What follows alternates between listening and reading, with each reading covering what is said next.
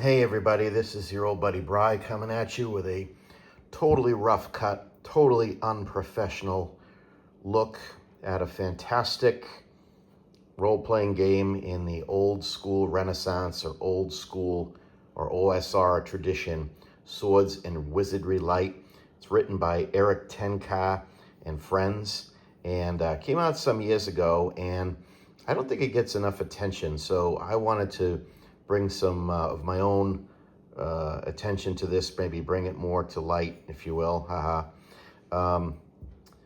See how this goes. So we're gonna see if we can do this in one cut.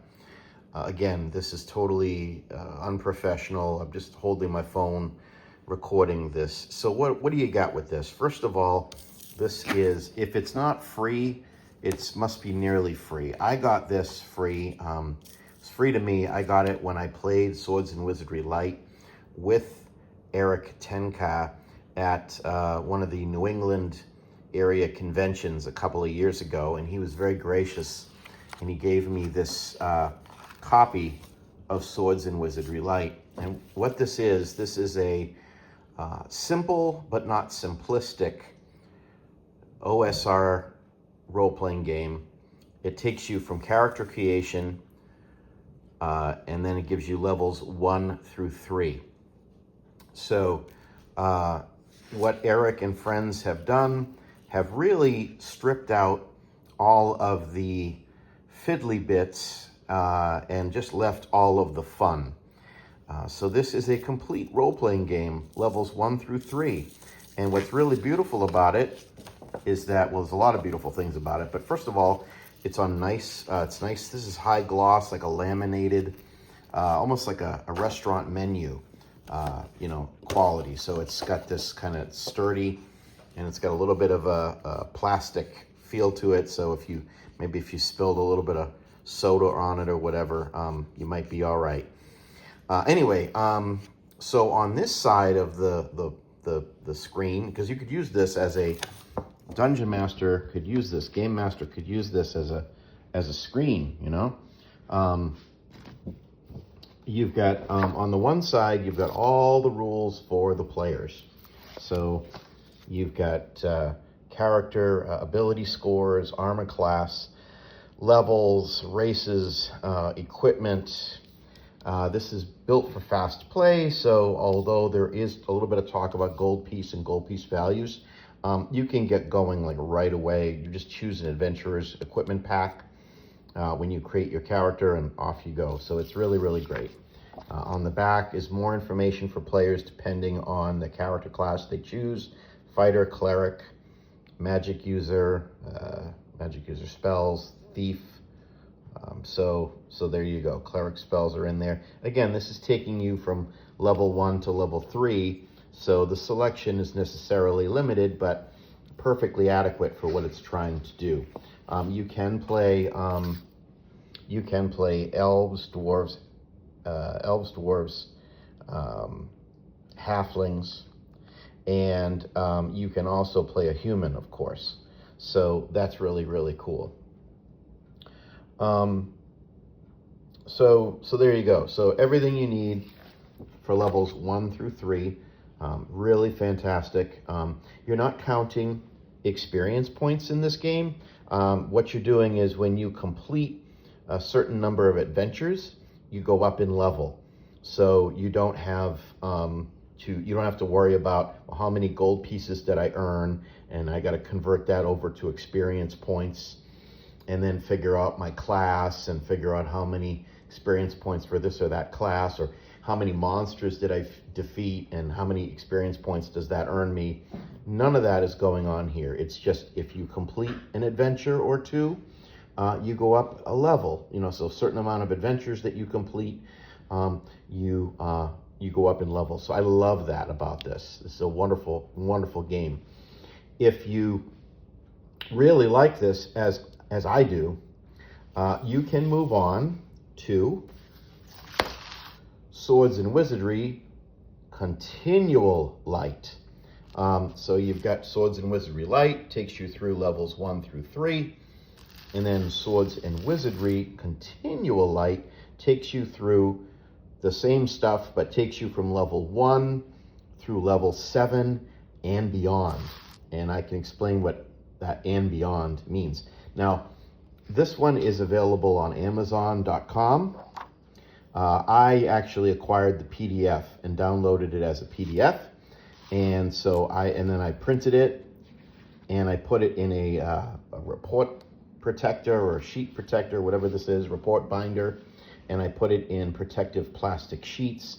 So I apologize, there was a bit of a sheen to this that may cause a little bit of an issue on the video, but you can get this for just a couple of bucks. I think it's $6 or $7 as a product, a physical product from Amazon.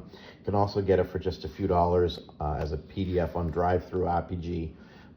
But this is great because it takes everything from Swords and Wizardry Light, brings it on over, and lets you continue the adventure up and through 7th level and beyond.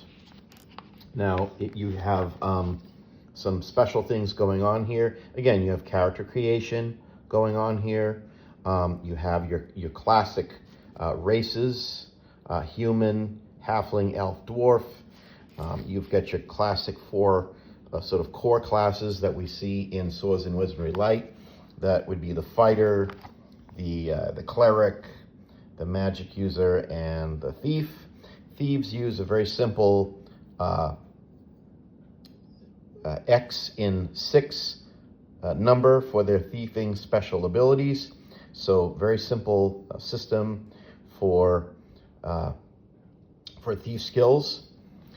You also have, just jump over here, you have these optional classes that work very nicely with the core classes. So if you want to not just be a fighter, but you want to be a paladin, you can be, or a ranger, you can be, or you want to not just be a cleric, but you want to be a monk. Kung fu and hands-on action. There you go. So you can see bards, assassins, druids, monks, necromancers, paladins, rangers, swashbucklers. Very robust list. Did I get bard in there? I think I did. Anyway, because these are sort of special classes, because again, they're very simple. There are only a few lines to describe each and give you the abilities for each one. So we're not talking a boatload of things you have to learn or deal with when you're playing. It's all done very cleanly and very nicely and simply in the game. But if these are a little more, these classes are a little more, have a little more to them than your standard 4. So they take a little more time to level up. So if we go to the gaining levels, if any character wants to get to level 2, well, the base classes, they need 2 adventures to get to level 2. If you're one of the special optional classes, you need 3 adventures to get to level 2. If you want to be up to level 5, just jumping up here, the core classes, the thief, the fighter, the cleric, and the magic user need 14 adventures under their belt to get to level 5, whereas the special classes like the swashbuckler or the monk is going to need 18 total adventures. That's because they have a couple extra abilities that the core classes do not, but they're fine. They all work together really, really nice.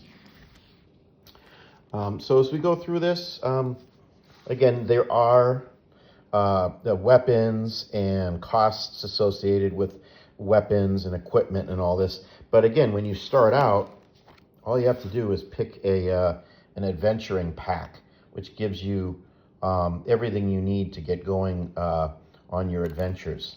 So that's, everything's done very swiftly. So you can, a maximum premium of fun, minimum of bookkeeping and math and hassles. So what's nice as well is this game does take you through 7th level for each class. So you can, oh, wait a minute, here we go, 7th, yeah, 7th.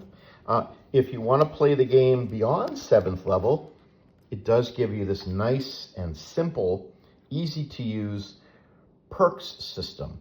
So after you get to 7th level, you can continue to gain adventure credits. 1 credit per adventure or session.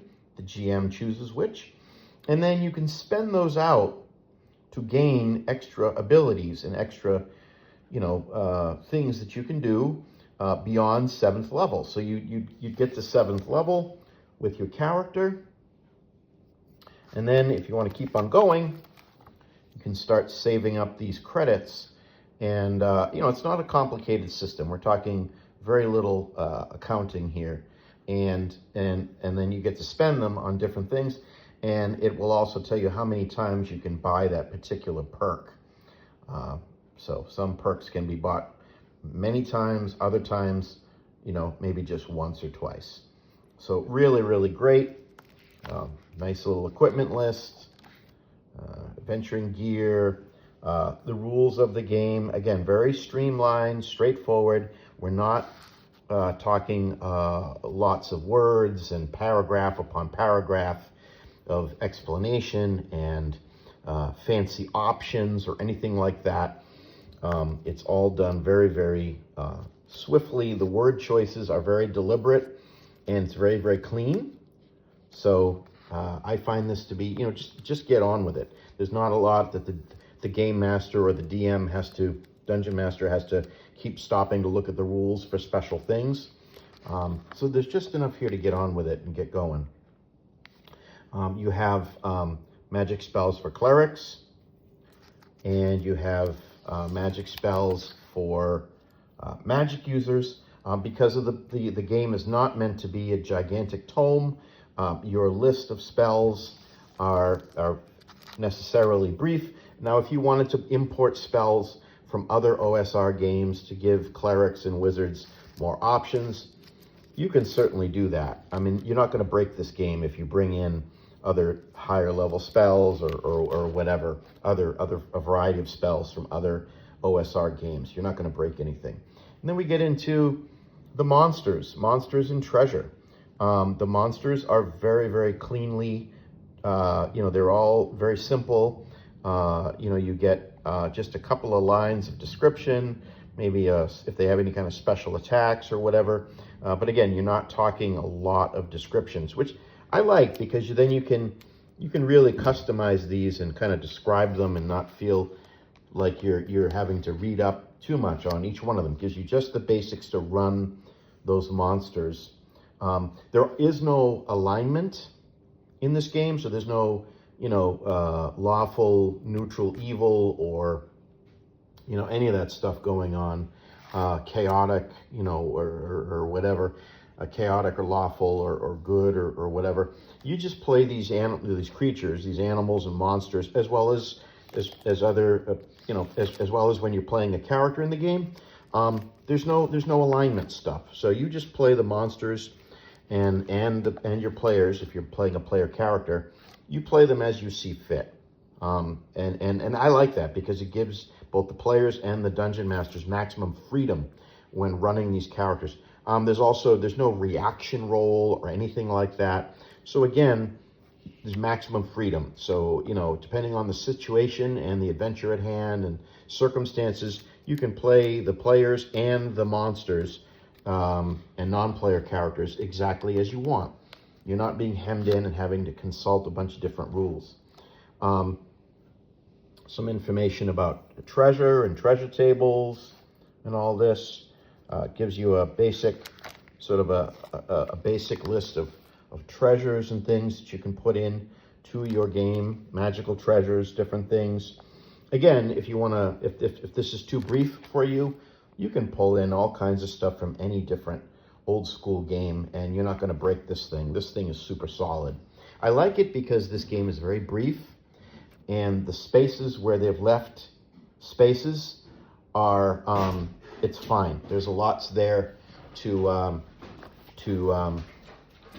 find your way. So you're not, it's very well written, and you're not having to play guessing games with how things are done. It's very, very well done. If you do want to convert other OSR games to this game, one important thing to know is that this game uses a D6 for hit dice instead of a D8.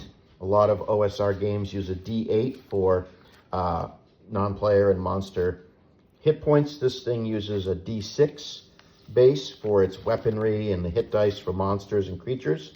But you can convert literally on the fly with these like little simple conversion notes. So if you have a if you have something that has a D8, all you're doing is for the hit die, you decrease the hit points of creatures by 1 hit point per hit die. So if you have a 5 hit die creature in an OSR game that uses D8, and let's say they have, I don't know, they're a 5 hit die creature and they have 30 hit points, just take off 5 hit points off the top, give them 25 hit points, and you're good to go with this game. If they do certain types of damage, you have this, you convert it over.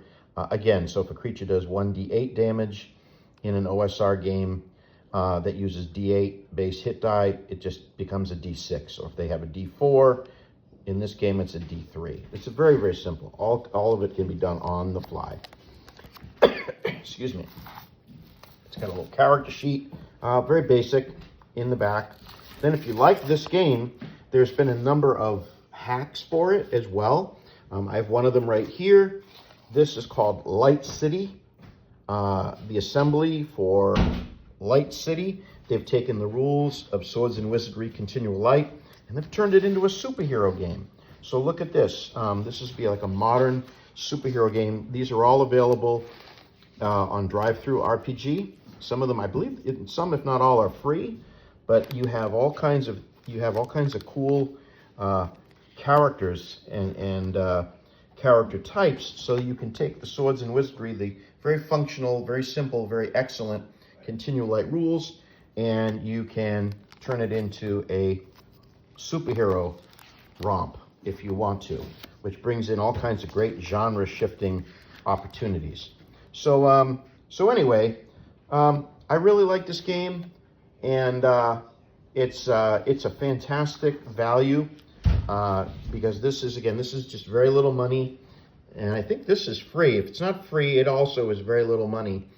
But what you can do is you can really, you can really play. This is, again, taking these rules, putting it into superheroic. So if you have a mega dungeon or even an adventure and you want to reskin it for superheroes, or have superheroes be thrown into a Dungeons and Dragons type situation, there you go. You can play this through. So I like this. I like this a lot.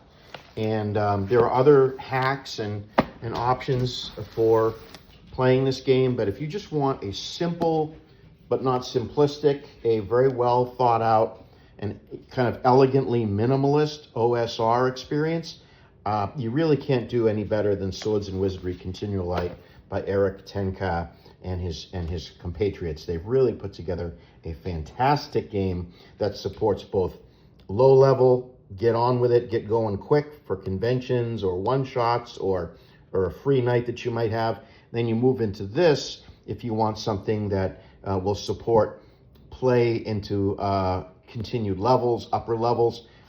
If you're playing a regular campaign with the this going up to level 7 and then adding in that perks system for different boons and benefits, you really can use this to support you. So, and then if you have a library of OSR materials, many of which are free on the internet, you can add in additional spells, additional magic items, all these kinds of things. So, so it's all good. My dogs are getting a little feisty here, so I think I'm gonna stop this review. But anyway, give this a look. It's really fantastic. Doesn't get a lot of attention or as much attention because it's a crowded field with all the OSR games that are out there, and they're all wonderful. This game is wonderful. I want you to check it out. So this is Bri coming at you with a very unprofessional, very rough cut review of Swords and Wizardry Light, Swords and Wizardry Continual Light, and then a quick look at one of the awesome hacks that has been used, and I would love to see more hacks be made to take it into new genres and new things. And I think there's a Western one too. I don't have that printed out, but I believe there's like a Wild West hack of this as well. Anyway, check it out. Lots of great stuff. All right, take care, everybody.